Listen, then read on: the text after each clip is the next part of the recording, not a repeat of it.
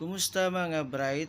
Sa video na ito ay papakita ko sa inyo kung paano ako maglinis ng sapatos. So una, ang nililinis ko muna ay ang outer sole, binabrasan ko para yung putik at yung mga dumi ay hindi mahalo sa paligid ng sapatos. Binabasa ko ito, tapos binabrasan.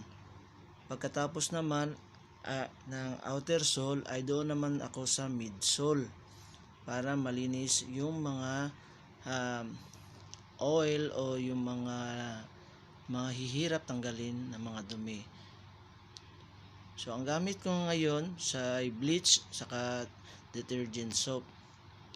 So pagkatapos niyan, doon naman ako sa mga layer na midsole, mesh, leather part ng mga sapatos. So para mahiwalay yung mga dumi sa tang ng sapatos, ganyan ang ginagawa ko. Yan.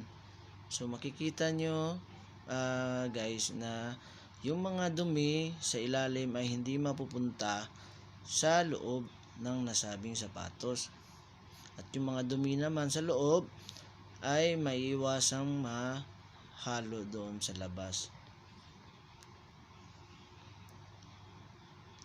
Dahil kapag may mancha guys na galing sa outer sole, hindi na ito papunta sa leather ng sapatos. So ang sapatos na nililinis ko ngayon ay ang aking Nike SB PlayStation Travis Scott. So ganyan ako kapag maglaba ng sapatos. Inuuna ko muna yung labas bago ang ilalim. Tapos pag hindi ganong madumi yung ilalim, ay ini-air dry ko lang ito. Yan, binibilad, hindi direkta sa init. Kabilang sapatos naman. So nire-repeat ko lang ang procedure gaya ng naunang sapatos.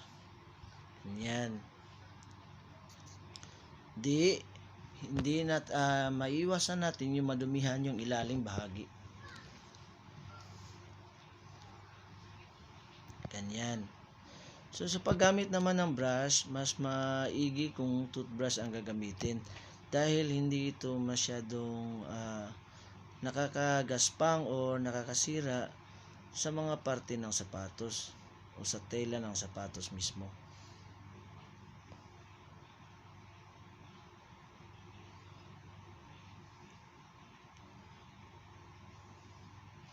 So hindi ako palaging naglalaba guys. Kung maglalaba lang ako kung nadumihan o namantsahan ang sapatos.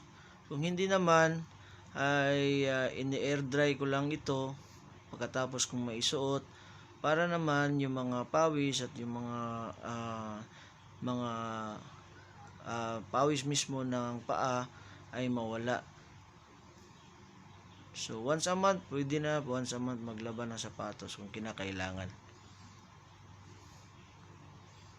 So pagkatapos mo maglaba, dapat ay naka-air dry.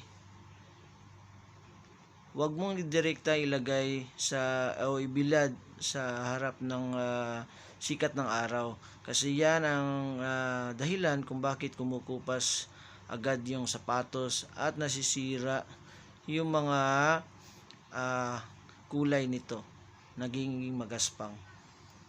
So, lalo na sa katulad ng mga sapatos na ito na ginagamit ko ay mga OEM top grade U equality pair na. So hindi ito mga urig.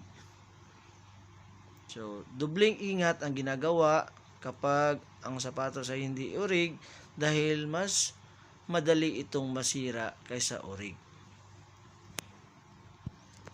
So, yan lang guys. Ating video ngayon, ipinapakita ko lang kung paano ako maglilinis ng aking mga sneakers.